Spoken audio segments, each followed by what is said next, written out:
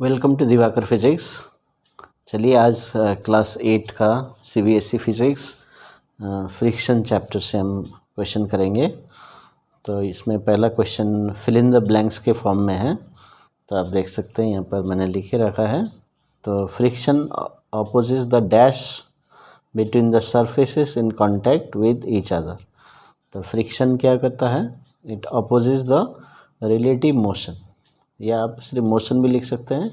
Relative motion लिखेंगे तो ज़्यादा अच्छा होगा। रिलेटिव माने comparative motion between two bodies, तो वहाँ पर वो अपोज करेगा। ठीक है, तो इसका प्रॉपर्टी है कि फ्रिक्शन अपोजेस द मोशन, तो ये आप देख सकते हैं। सेकंड है friction depends on the nature of the surfaces. तो सरफेस कैसा है उसके ऊपर डिपेंड करेगा। रफ सरफेस है तो ज़्यादा फ्रिक्शन होगा, स्मूथ सरफेस है तो कम फ्रिक्शन होगा। ओके, तो nature of surface. Okay, number C है friction produces heat. So friction produces dash, so ये हीट आपको लिखना है। ठीक है, फ्रिक्शन की वजह से हीट बनता है। ओके, नेक्स्ट है sprinkling of powder on the carrom board dash friction. तो हम क्यों कैरम बोर्ड में पाउडर लगाते हैं, है ना? पाउडर स्प्रिंकल करते हैं so that reduces the friction. तो जो कैरम कॉइन्स है so they move easily freely.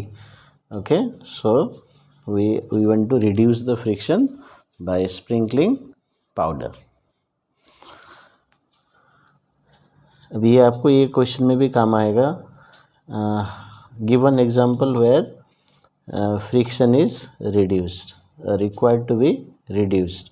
तो sprinkling of powder on the carrom board. ठीक है, तो ये एग्जांपल से याद कर सकते हैं। फिर नेक्स्ट है sliding friction is dash then the static friction.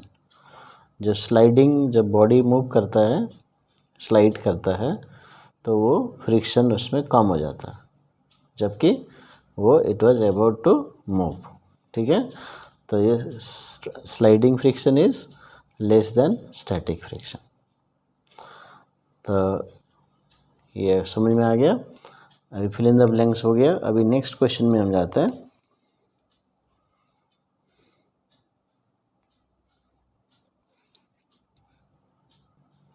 तो क्वेश्चन नंबर 2 में दिया है 4 children were asked to arrange the forces due to rolling, static and sliding friction in decreasing order.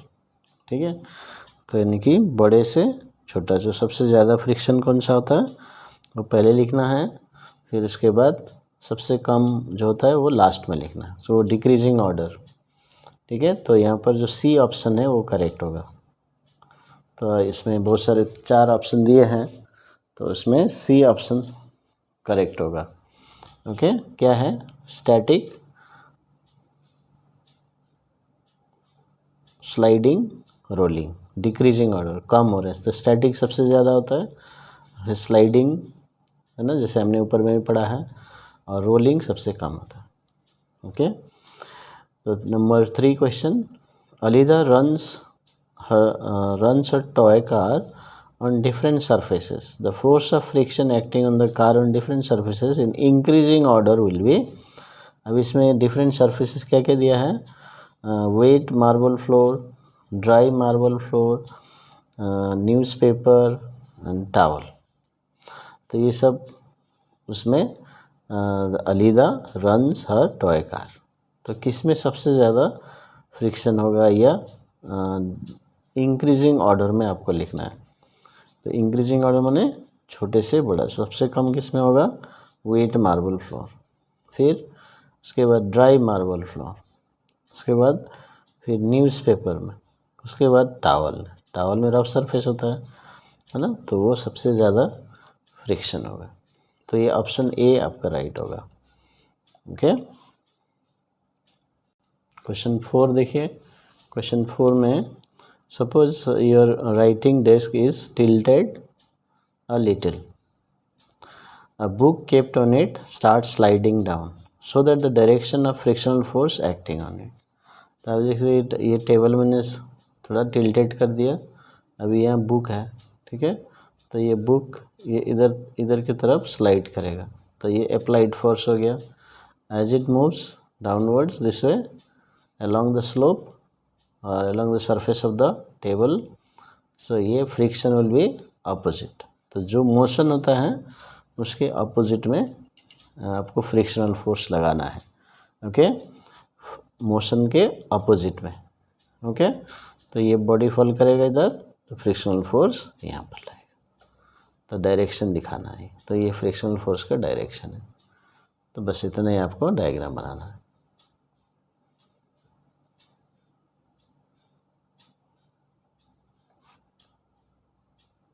अभी question number 5. You spill a bucket of soapy water on a marble floor accidentally. Would it make it easier or more difficult for you to walk on the floor? तो सोपी water क्या होता है, slippery होता है ना, तो उसकी वजह से क्या हो जाएगा, टेक्निकली हम बोलेंगे तो फ्रिक्शन कम हो जाएगा. ठीक है, so it is more difficult to walk, क्योंकि for walking we need friction. Okay, so friction नहीं होगा तो वॉकिंग करना डिफ़िकल्ट हो जाएगा. इसलिए it is more difficult to walk on a floor with soapy water. तो याद रखिए, मोर डिफ़िकल्ट आंसर होगा. फिर वाई जब बोलेंगे, because friction between the shoes and the floor decreases due to soapy water. तो फ्रिक्शन कम हो जाता है इसलिए डिफ़िकल्ट होगा. बस ये टेक्निकल आंसर हो गया. अभी नेक्स्ट क्वेश्चन में जाएंगे हम लोग. क्वेश्चन नंबर 6 है, explain Y sportsman use shoes with spikes. ठीक है, तो sportsman use shoes with spikes because the force of friction between the shoes and the ground increases with the help of spikes. तो उसमें grip अच्छा आएगा और friction बढ़ेगा. Main आपको लिखना है ये फ्रिक्शनल फोर्स ऑफ फ्रिक्शन और frictional force between the shoes and the ground increases, तो जिसके वजह से अच्छा ग्रिप आएगा, तो आपको रनिंग के लिए इजी होगा. तो आपका मेन आंसर है फोर्स ऑफ फ्रिक्शन इंक्रीजेस. ये होगा मेन इम्पोर्टेंट आपको लिखना है. ठीक है, ओके. नेक्स्ट नंबर 7 में हम जाएंगे. Question number 7. Iqbal has to push a lighter box and Seema has to push a similar heavier box on the same floor. Who will have to apply a larger force and why? ठीक है, तो यहाँ पर देखिए एक lighter box है और एक सिमिलर है बट हेवियर बॉक्स है, and they have to move on the same floor. तो सेम फ्लोर है तो नेचर ऑफ सरफेस सेम होगा, तो लेकिन यहाँ पर क्या प्रॉब्लम है, हेवियर बॉक्स और लाइटर बॉक्स है. ठीक है, तो जो हेवियर बॉक्स होता है उसका वेट की वजह से वो फ्रिक्शन ज़्यादा होगा. तो ये याद रखना. ठीक है, friction depends on the weight, क्योंकि जब ज़्यादा वेट होगा तो इंटरलॉकिंग ज़्यादा होगा. बिकॉज अभी देखिए यहाँ पर heavier box is pushed by Seema, तो इसलिए Seema has to apply larger force because the interlocking of irregularities. तो जो सरफेस में इरेगुलरिटीज़ है ना वो ज़्यादा हो जाएंगे, क्योंकि वो हेवियर बॉक्स के कारण वो ज़्यादा इंटरलॉकिंग होगा. ठीक है, तो interlocking of irregularities on the surface of the box and the floor increases, क्योंकि उसका वेट ज़्यादा है. With the weight of the box, तो क्या है answer, Seema has to apply larger force because the interlocking of irregularities on the surfaces of box and the floor increases with the weight of the box. तो जिसका weight ज़्यादा है तो उसका ज़्यादा फ्रिक्शन होगा। तो इसलिए the friction between the surface of heavier box and the ground is more than that with the lighter box, इसलिए Seema has to apply larger force. तो ये याद रखना। तो एक पॉइंट हम यहाँ लिख सकते हैं कि जो वेट ज़्यादा होता है तो फोर्स ऑफ फ्रिक्शन भी ज़्यादा होगा। ओके, अभी क्वेश्चन नंबर 8 में जाएंगे। तो क्वेश्चन 8 ऐसा है, explain why sliding friction is less than the static friction.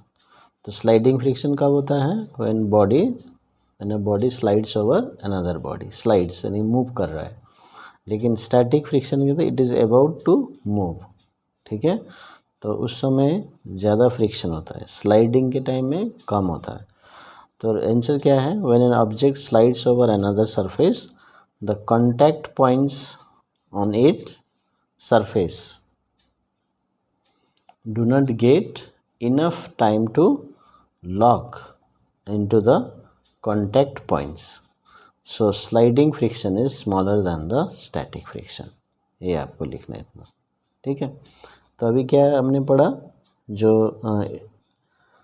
Interlocking होता है ना, तो उसको कम टाइम मिलता है बिकॉज इट इज़ मूविंग, वो जल्दी जल्दी जो लॉकिंग खुल जाता है, ठीक है। लेकिन स्टैटिक फ्रिक्शन में वो ज़्यादा देर तक इंटरलॉकिंग रहता है, तो इसलिए उस समय ज़्यादा फ्रिक्शन होगा। बॉडी रेस्ट में भी है, ठीक है, it is about to move, तो उसमें इंटरलॉकिंग ज़्यादा है। But when it is sliding then the interlocking, the irregular projections do not get enough time to lock into the contact points. तो यही आपका आंसर हो जाएगा, ठीक है। अभी क्वेश्चन 9 देखिए। क्वेश्चन 9 में give examples to show that friction is both a friend and a foe. तो एडवांटेज भी है और डिसएडवांटेज भी है।